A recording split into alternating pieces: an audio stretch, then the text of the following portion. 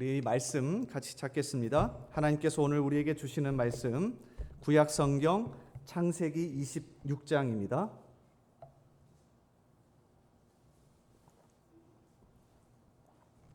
창세기 26장 26절에서 31절의 말씀입니다. 창세기 26장 26절에서 31절까지의 말씀입니다. 우리 한 절씩 말씀 교독하겠습니다. 이삭이 흉년에 블레셋 지역에 갔다가 하나님을 경험하는 장면인데요. 우리 한 절씩 같이 교독합니다. 제가 먼저 읽습니다. 아비멜렉이 그 친구 아우삭과 군대 장관 비골과 더불어 그랄에서부터 이삭에게로 온지라.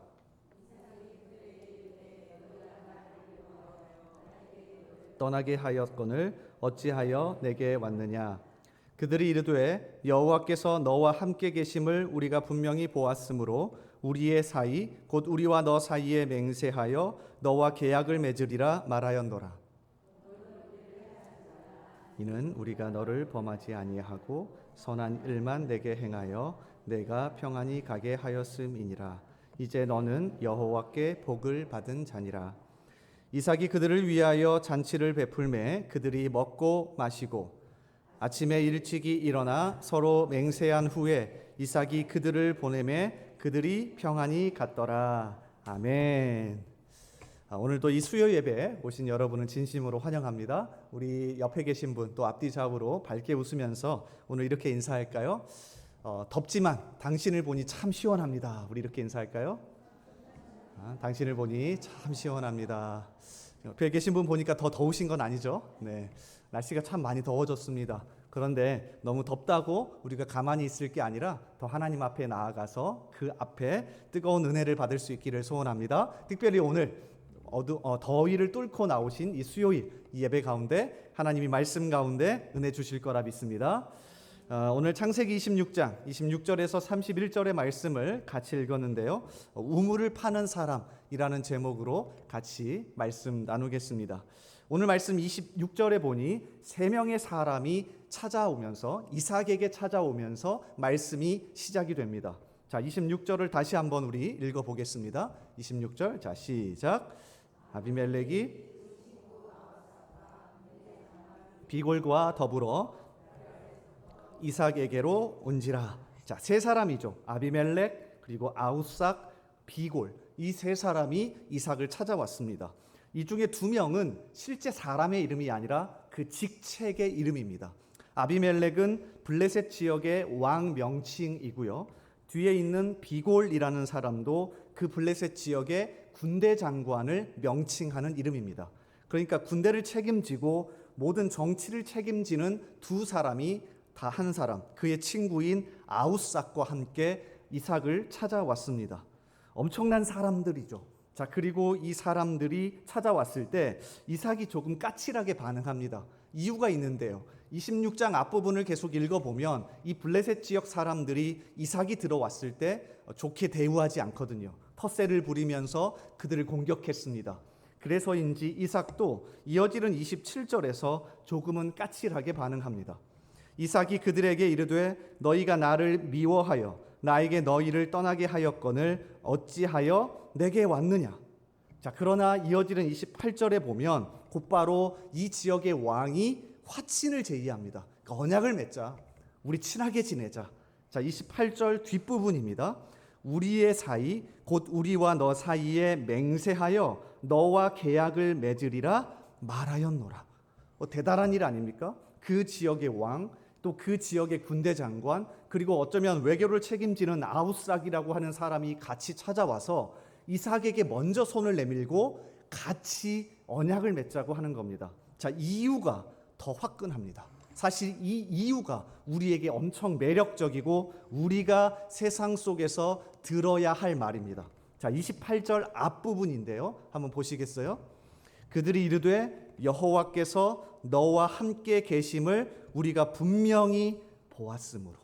그러니까 이 세 사람이 그냥 찾아온 게 아니라 이삭을 가만히 보니 그 뒤에서 또 그와 함께 하시는 누가 보이더라는 겁니까? 하나님이 보이더래요. 너를 보니 분명히 하나님이 살아계신 게 확실하다. 그러니 우리 손을 잡고 같이 잘 지내자라고 세 사람이 찾아온 겁니다. 여러분, 최고의 칭찬 아닙니까? 우리가 사실 다 하나님을 믿는 사람의 입장에서 세상 속에 나아가서 그들이 우리를 향해 자주 해야 할 말입니다. 집에 돌아가셔서 혹시 믿지 않은 가족이 있습니까? 그러면 이런 이야기 들어야 합니다. 엄마 또는 아내를 향하여서 당신을 보니 정말 하나님이 살아계신 것 같아. 이런 이야기를 많이 듣습니까? 아니면 내가 당신 때문에 교회 안 가. 이 얘기를 많이 듣습니까? 오늘 말씀 속에서 우리가 분명히 붙잡아야 할 것은 우리를 통해 하나님의 살아계심이 보여져야 한다는 거죠. 대표적인 그 기독교 잡지인 크리스찬니티 투데이가 있습니다. 여기에서 성도들을 대상으로 어떤 담임 목회자를 선호합니까? 라고 하는 선호도를 조사했습니다. 그래서 복수로 선택할 수 있게 했고 또 주관식도 넣어서 적을 수 있게 했습니다. 자, 여러 가지 답변들이 나왔습니다. 설교를 잘하는 목회자, 또 상담을 잘하는 목회자, 찬양을 잘하는 목회자, 따뜻한 목회자, 한 사람씩 잘 챙겨주는 목회자 등등 굉장히 다양한 목회자의 상이 나왔습니다. 자, 그런데 1위가 무엇인지 아십니까? 1위는 놀랍게도 하나님이 함께 하심을 보여주는 목회자입니다. 그러니까 우리 모두는 사실 여기에 목말라 있습니다. 수도 없이 많은 말씀을 듣고 수도 없이 많은 것들을 행하지만 진짜 하나님이 살아계셔서 우리 가운데 나타나고 드러나는 것, 여기에 목말라 있죠. 자, 그런데 오늘 말씀 속에서 이삭이 이것을 보여주더라고요. 왜 보여줄 수 있었는지, 그리고 왜 하나님은 살아계심을 그에게 나타냈는지 오늘 두 가지로 함께 살펴보고자 합니다. 특별히 이삭이 오늘 26장 속에서 보였던 아주 간절한 태도와 독특한 특징이 있는데 그 두 가지의 태도와 모습 때문에 사람들은 하나님이 함께 하신다고 보았습니다. 하나씩 살펴보면서 우리의 삶에도 하나님의 함께 하심이 강력하게 나타날 수 있기를 주님의 이름으로 축복합니다. 자, 첫 번째. 자, 이삭이 보였던 첫 번째 삶의 태도는 오늘 말씀의 제목과 같습니다. 바로 우물을 파는 행동과 태도 때문에 그렇습니다. 자, 26장을 1절부터 계속해서 읽어보시면 흉년이 들어서 원래는 어디로 가려 했습니까? 애굽으로 내려가려 했습니다. 애굽으로 내려가려면 반드시 이 블레셋 지역을 들려야 했기 때문에 여기에 머무르게 되는데 여기에 잠시 머무르면서 이삭이 보였던 태도는 수도 없이 우물을 파는 거였습니다. 자, 이게 참 독특합니다. 자, 오늘 읽지는 않았지만 18절 말씀을 한번 보실래요? 자, 우리 한번 같이 읽어볼게요. 자, 시작. 그 아버지 죽은 후에 블레셋 사람이 메었음이라. 그의 아버지가 부르던 이름으로 불렀더라. 아멘. 자, 그 아버지 아브라함 때에 원래 있었던 우물들을 이삭이 가자마자 다시 파기 시작합니다. 자, 그리고 이어서 여기에서 멈추지 않고요. 마치 우물 공사를 하러 간 것처럼 이어서 에색, 신나, 르호봇이라는 우물을 팝니다. 자, 그리고 25절에 보면 브엘세바에 와서도 우물을 팝니다. 자, 25절이요. 이삭이 그곳에 제단을 쌓고 여호와의 이름을 부르며 거기 장막을 쳤더니 이삭의 종들이 거기서도 우물을 팠더라. 자, 이 행동이 무척 독특합니다. 왜 독특하냐면 우물을 팔 수도 있죠. 자, 그런데 오늘 26장 1절부터 3절까지 읽어보면 왜 이러지라고 생각이 듭니다. 하나님께서 한 가지 명령을 하십니다. 자, 2절과 3절 말씀을 제가 읽어드릴 테니 한번 잘 보십시오. 여호와께서 이삭에게 나타나 이르시되 애굽으로 내려가지 말고 내가 내게 지시하는 땅에 거주하라. 이 땅에 거류하면 내가 너와 함께 있어 내게 복을 주고 내가 이 모든 땅을 너와 내 자손에게 주리라. 내가 내 아버지 아브라함에게 맹세한 것을 이루어라고 하나님이 명령을 하십니다. 자, 그런데 2절 제일 끝에 있는 단어 거주하라하고 3절 앞부분에 있는 거류하면이란 단어가 오래 머무르라는 뜻이 아닙니다. 그러니까 잠깐 그곳에 머물라는 뜻이에요. 자, 이해가 되십니까? 그러니까 이삭이 어느 정도 수긍할 수 있었던 이유 중에 하나는 이곳에 오래 살 게 아니라 하나님이 명령하실 때까지만 잠시 머물다가 떠날 겁니다. 자, 그러면 우물을 파는 게 정상입니까? 정상이 아닙니까? 자, 이렇게 생각해 보겠습니다. 상식적으로 우물 하나를 파는데 얼마나 많은 돈과 시간과 또 재물이 들어갈까요? 굉장히 많은 시간이 들어갈 겁니다. 실제로 이 텔 부엘세바, 지금의 당시 성경의 부엘세바 지역에서 고고학자들이 하나 우물을 이 시대의 우물로 추정되는 것을 발굴을 했는데요. 그 넓이와 깊이를 보니까 적어도 한 2달에서 6달 정도는 작업을 해야 한답니다. 그러니까 우물 하나를 파는데 몇 달이 걸리는 거예요. 돈도 많이 들고 그리고 사람도 많이 듭니다.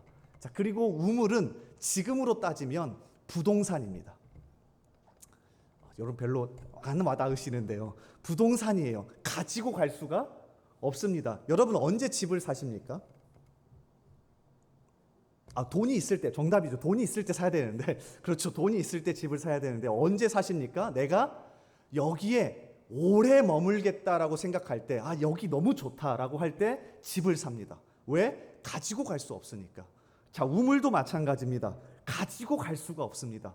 실제로 신명기 6장 11절에 보면 하나님 그 당시 사람들이 대표적으로 생각했던 부동산, 그러니까 그 지역에 머물면 오랫동안 가지고 있어야 할 재물로 과수원, 집, 그리고 또 하나가 우물입니다.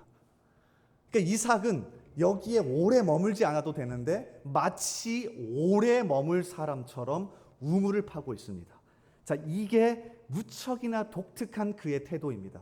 그리고 우리가 배워야 할 태도입니다. 사실 우리는요, 여기에 1년 아니면 2년 있다고 하면 딱 그만큼만의 에너지를 쏟을 때가 많습니다. 여기 혹시 회장님들 계십니까? 나 1년짜리니까 1년만 열심히 하다 그만둬야지 라고 생각할 때가 훨씬 많습니다. 근데 이삭은 얼마를 머무를지 모르겠지만 어쨌든 짧은 기간을 머무름에도 우물을 파는 태도를 보입니다. 그러니까 영원히 거기에 있을 것처럼 자기의 모든 것을 쏟아내는 태도. 대충 머물다가 떠날 게 아니라 내가 여기에 짧게 있어도 할 수 있는 모든 것을 쏟아내겠다는 태도. 그리고 그 삶의 태도에 누가 역사하시더란? 하나님이 역사하시더라고요. 하나님이 그런 사람에게 또 그런 행동과 태도 속에서 힘을 주시고 역사하시고 도우시더라고요. 실제로 이삭이 우물을 팔 때요, 방해 공작이 많았습니다. 아버지 아브라함의 우물을 팠을 때도 그곳 사람들이 와서 다 막아버렸습니다. 그러자 새로운 곳에 가서 우물을 팔 때도 계속 와서 막아버렸죠. 그런데도 신기하게도 가서 땅을 파는 곳마다 우물이 나왔습니다. 그러니까 하나님이 도와주시고 계시는 거죠. 그러니까 우리에게 회복해야 할 태도는 바로 이 우물을 파는 태도입니다. 우리는 예레미야 29장을 보더라도 확실하게 이 진리를 알 수 있습니다. 예레미야 29장은 남유다의 마지막 왕이었던 시드기야 시대에 이미 포로로 끌려갔던 사람들에게 편지를 보내는 장면입니다. 우리가 잘 아는 것처럼 단 한 번에 포로로 끌려가지 않았습니다. 3번에 걸쳐서 포로로 끌려갔고 그 시간을 따져보면 약 20년 정도 됩니다. 1차 포로가 605년에 여호야김 왕, 주전 605년 여호야김 왕 때. 자, 그리고 2차 포로가 주전 597년에 여호야긴 왕 때이고요. 마지막 3차 포로가 주전 586년 바로 이 시드기야 왕 때입니다. 근데 예레미야 29장은 이미 첫 번째 그리고 두 번째로 포로로 끌려간 사람들에게 예레미야가 메시지를 보내는 겁니다. 하나님이 예레미야를 통해서. 그리고 이미 수많은 거짓 선지자들이 그 포로로 끌려간 사람들에게 말씀을 전하고 있었습니다. 자, 무엇라 말씀을 전했을까요? 금방 돌아올 테니 대충 살아라. 어차피 너희 거기에 영원히 머물 게 아니다. 우리가 받은 약속의 땅은 가나안 땅이다. 그러니 거기 있는 동안은 그냥 편히 살다가 나중에 여기 돌아와서 살면 된다. 자, 그런데 예레미야는 전혀 반대로 그들에게 편지합니다. 자, 일단 예레미야 29장 1절부터 한번 보겠습니다. 1절에 이렇게 되어 있죠. 선지자 예레미야가 예루살렘에서 이 같은 편지를 느부갓네살이 예루살렘에서 바벨론으로 끌고 간 포로 중 남아있는 장로들과 제사장들과 선지자들과 모든 백성에게 보냈는데, 자, 그러면서 이어지는 5절과 6절을 한번 보십시오. 뭐라고 말씀하십니까? 모든 것을 거기에 쏟아 부으랍니다. 자, 우리 한번 같이 읽어볼까요? 예레미야 29장 5절 6절 말씀입니다. 우리 한번 같이 읽어보겠습니다. 제가 읽어드립니다. 너희는 집을 짓고 거기에 살며 텃밭을 만들고 그 열매를 먹으라. 아내를 맞이하여 자녀를 낳으며 너희 아들이 아내를 맞이하며 너희 딸이 남편을 맞아 그들로 자녀를 낳게 하여 너희가 거기에서 번성하고 줄어들지 아니하게 하라. 거기 모든 것을 쏟아 부으며 살아가랍니다. 자, 왜 그렇게 해야 합니까? 이어지는 7절에 그 의미가 나와 있습니다. 예레미야 29장 7절 너희는 내가 사로잡혀 가게 한 그 성읍의 평안을 구하고 그를 위하여 여호와께 기도하라. 이는 그 성읍이 평안함으로 너희도 평안할 것임이라. 근데 이 마지막 구절을 정확하게 더 바꿔보면 이런 뜻입니다. 너희 때문에 그 성읍이 평안할 것이다 라는 뜻입니다. 포로로 끌려간 그곳에서 언제 돌아올지 모르지만 하지만 영원히 있을 건 아닙니다. 그럼에도 모든 에너지를 쏟아 부으면서 열심히 살아가랍니다. 그리고 그 행동과 태도를 통해 누가 역사하실 거래요? 하나님이 역사하실 거고 하나님이 너희 때문에 그 지역의 성읍들도 평안하게 하실 거랍니다. 여러분과 제가 그런 사람이 되기를 소원합니다. 난 여기에 짧게 있을 거니까, 난 여기에 회장직 한 1년이면 끝나니까, 내가 이 섬기는 목자, 내가 섬기는 이 자리 곧 있으면 끝나니까 이것만 하고 끝내야지가 아니라 적어도 거기에 영원을 쏟아붓는 그 마음으로 살아간다면 하나님께서 그걸 어여삐 보시고 저와 여러분 때문에 우리 교회를 살려주실 거라 믿습니다. 우리 교구와 목장을 살려주실 거라 믿습니다. 우리 가족을 살려주실 거라 믿습니다. 그렇게 살아가는 저와 여러분 되기를 간절히 소원하고 축복합니다. 자, 그런가 하면 두 번째요. 이삭이 보였던 두 번째 아주 독특한 태도는 양보하고 내려놓는 태도입니다. 이삭은 조금 바보 같습니다.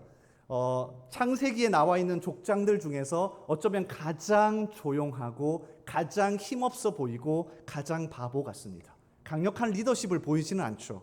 자, 그런데 그 이삭 때문에, 그 양보하는 태도 때문에 하나님이 역사하시고 사람들이, 특별히 주변 사람들이 하나님의 살아계심을 보는 것 아닙니까?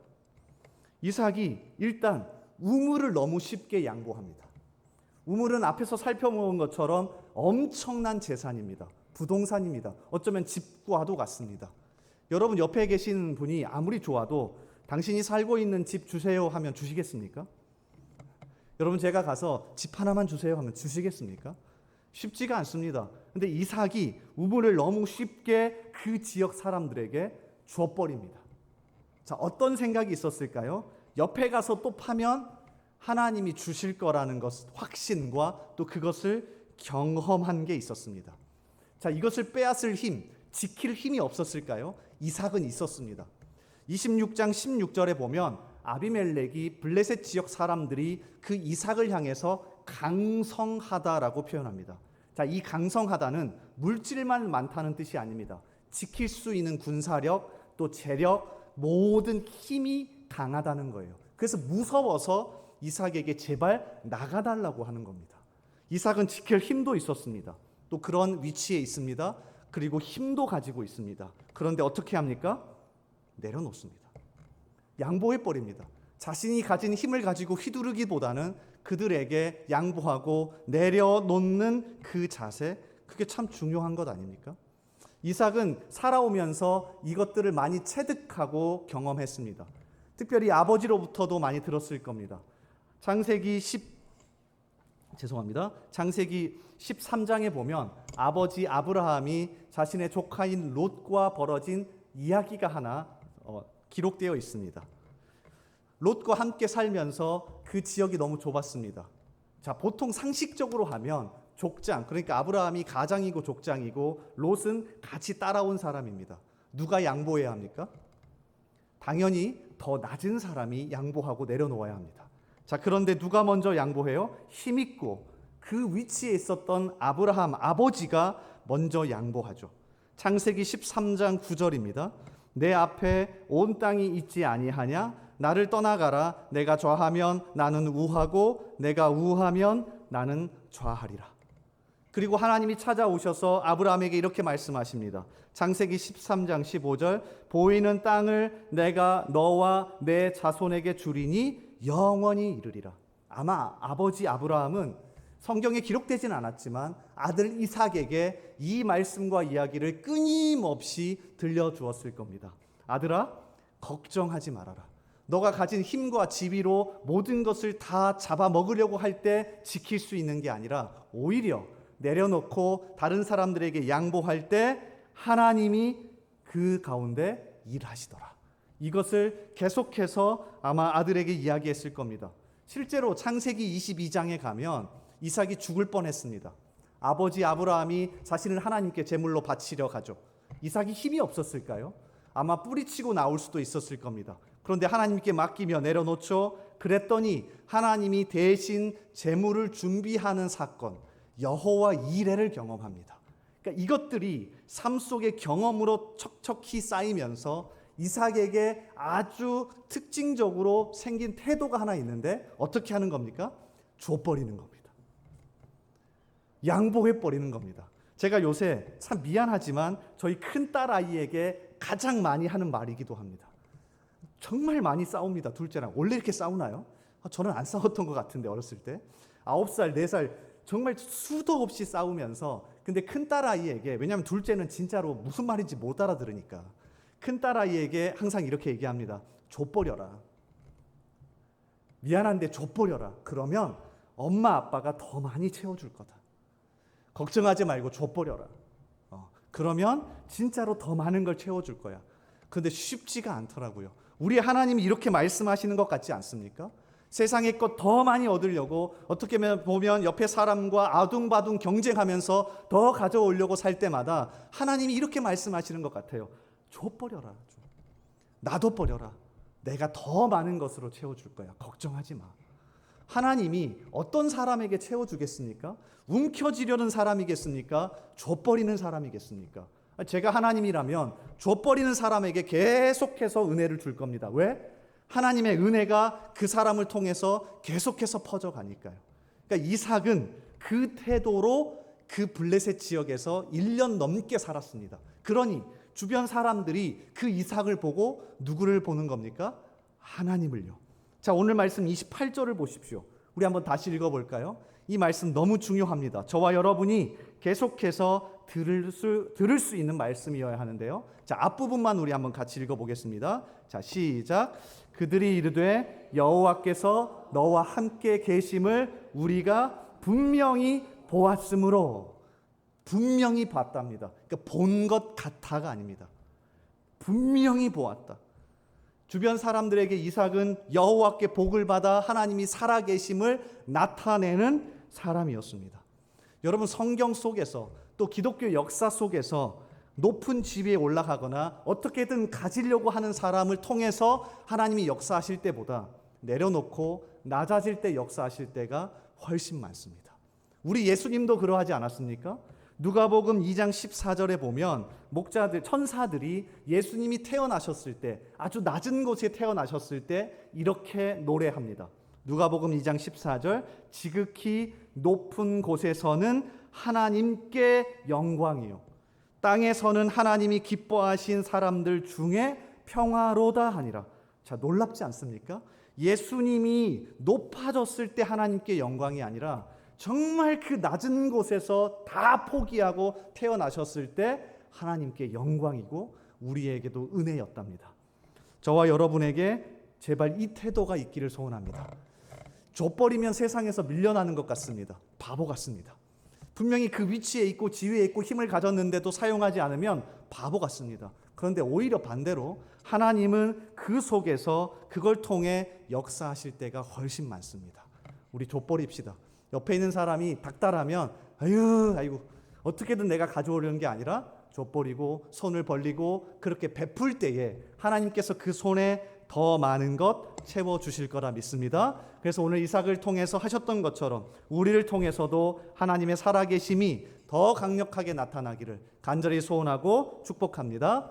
우리 같이 찬양하면서 우리 기도의 자리로 나아가면 좋겠습니다.